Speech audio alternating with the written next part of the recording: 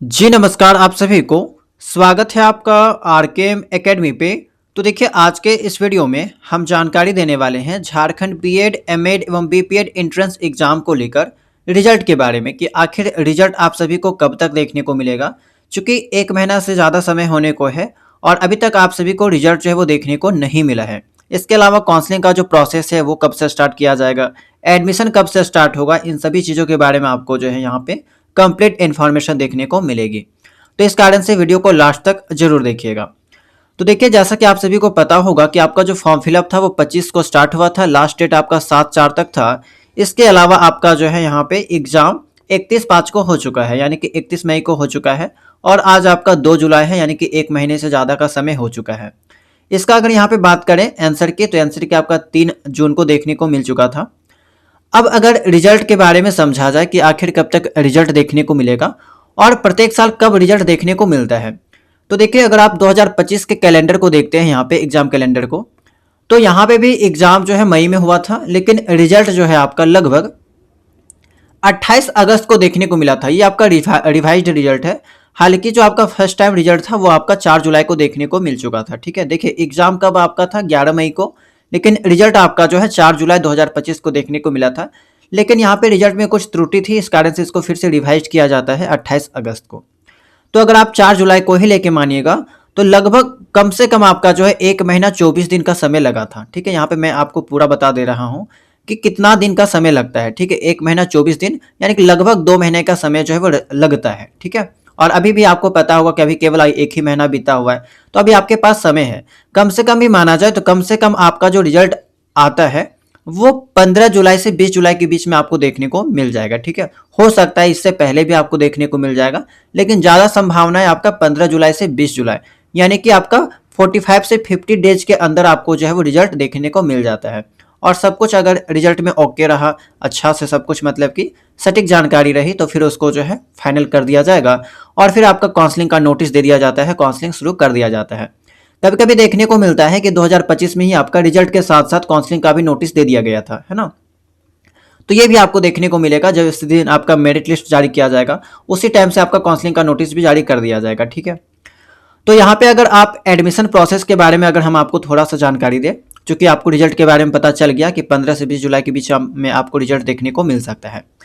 बहुत सारे student new हैं, उनको एडमिशन प्रोसेस के बारे में नहीं पता है, तो उसके बारे में हम आपको जानकारी दे देते हैं कि देखिए सबसे पहले आपका रिजल्ट आएगा, उसके बाद क्या होगा कि काउंसलिंग का नोटिस भी दे दिया जाएगा। फर्स्ट काउंसलिंग आपका कराया जाएगा। यहाँ पे आपका क्या होता है कि ऑनलाइन काउंसलिंग के लिए रजिस्ट्रेशन आपको करना होगा, चॉइस फिलिंग करना होता है, यानी कि कॉलेज का प्रेफरेंस देना होता है। 10-12 कॉलेज जितना आपका मन करे आप दे सकते हैं। आपका चॉइस लॉक किया जाता है, सीट अलॉटमेंट फिर होता है, यानी कि आपके रैंक के अनुसार जिस भी कॉलेज में आपको सीट मिला है वो आपको अलॉट किया जाएगा। फिर वहाँ पे आपका जो है फर्स्ट सीट अलॉटमेंट हो गया, मेरिट कैटेगरी और प्रेफरेंस के आधार पर सीट अलॉटमेंट हो गया।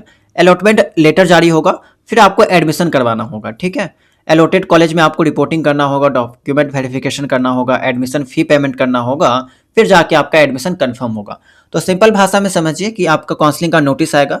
ठीक है, और अब तो लिमिट भी नहीं लगाया जाता है कि कौन सा स्टूडेंट्स को काउंसलिंग करना है कौन सा नहीं, सभी को मतलब कि दे दिया जाता है। ठीक है, जितना भी रैंक तक आता है 40,000 50,000 सबको काउंसलिंग कर सकते हैं फर्स्ट काउंसलिंग। ठीक है, पिछला बार भी ऐसा ही हुआ था, जिनको मर्जी आप काउंसलिंग कर सकते हैं सब कोई। ठीक है, जिनका भी मेरिट लिस्ट में नाम आता है। तो ऐसा नहीं था कि 1 से 10,000 रैंक या फिर 10,000 से 20,000 रैंक को काउंसलिंग करना मिलेगा फर्स्ट राउंड काउंसलिंग, ऐसा इस सिस्टम को हटा दिया गया है। ठीक है, तो कोई भी काउंसलिंग आप लोग कर सकते हैं। तो यहाँ पे काउंसलिंग करने के बाद अगर आपका रैंक ठीक ठाक है, मार्क्स ठीक ठाक है, तो आपको सीट अलॉट हो जाएगा कॉलेज में, वहाँ पे आपको एडमिशन लेना होगा। फिर जितना भी सीट बच जाएगा, ठीक है, बची हुई सीटों के लिए फिर से आपका रजिस्ट्रेशन कराया जाएगा, फिर से आपका सेम प्रोसेस दोहराया जाएगा, फिर से आपका मेरिट लिस्ट आता है, मतलब कि अलॉटमेंट लेटर आएगा, फिर आपको एडमिशन यहाँ पे करवाना होता है। तो वैसे ही आपका फर्स्ट काउंसलिंग चलेगा, फिर आपका सेकेंड काउंसलिंग चलेगा, फिर आपका थर्ड काउंसलिंग चलेगा, फिर सीट खाली रह जाता है तो फोर्थ काउंसलिंग चलता है, और फिर लास्ट में अगर सीट खाली रह जाता है तो फिर स्पेशल राउंड काउंसलिंग, यानी कि फाइनल काउंसलिंग आपका होता है ओपन राउंड काउंसलिंग, जिसको हम लोग कहते हैं। डायरेक्ट आप लोग जाके जो है कॉलेज में एडमिशन करवा सकते हैं।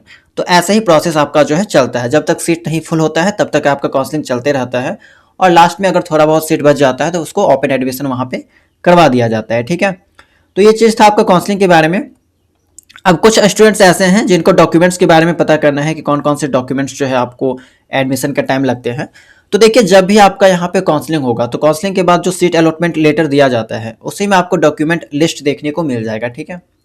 और उसी के अकॉर्डिंग आपको जो है वो तैयारी करना है। हालांकि डॉक्यूमेंट सबमिट करने का समय दिया जाता है कॉलेज के द्वारा, खास करके प्राइवेट कॉलेज वाले 15 दिन, 20 दिन, 30 दिन दे देते हैं समय।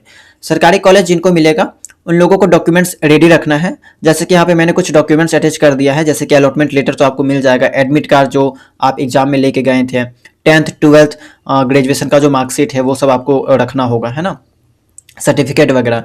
बाकी अगर आपका कास्ट सर्टिफिकेट बना है तो ये सब आपको दिखाना होगा, इनकम सर्टिफिकेट वगैरह जो है आपको दिखाना होगा, आईडी प्रूफ हो गया, पासपोर्ट साइज फोटो, अदर्स वगैरह ये सब सीएलसी वगैरह जो भी आपका है वो सब आपको चाहिए होगा, ठीक है। तो वो सब आप लोग जो है वो रेडी रखिएगा। और खास करके दिक्कत जो आता है वो कास्ट सर्टिफिकेट वगैरह को लेके आता है, तो जिनका भी यहाँ पे डेट वगैरह खत्म हो चुका है वो लोग उसको बनवा लीजिएगा, ठीक है। इसके अलावा कुछ इंपॉर्टेंट जानकारी है, जैसे कि हर काउंसलिंग में भाग लेना अनिवार्य नहीं है। आप जिस राउंड में सीट मिलती है उसी में एडमिशन ले सकते हैं। यदि आप सीट अलॉटमेंट के बाद एडमिशन नहीं लेते तो अगली काउंसलिंग में भाग ले सकते हैं। मेरिट लिस्ट, रिजर्वेशन पॉलिसी और गवर्नमेंट गाइडलाइंस के अनुसार प्रक्रिया होगी।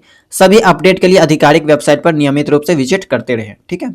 तो ये आपको कुछ जानकारी था। बाकी डॉक्यूमेंट्स के बारे में मैंने आपको बता दिया, और कब आपको रिजल्ट देखने को मिलेगा वो भी मैंने जानकारी दे दिया।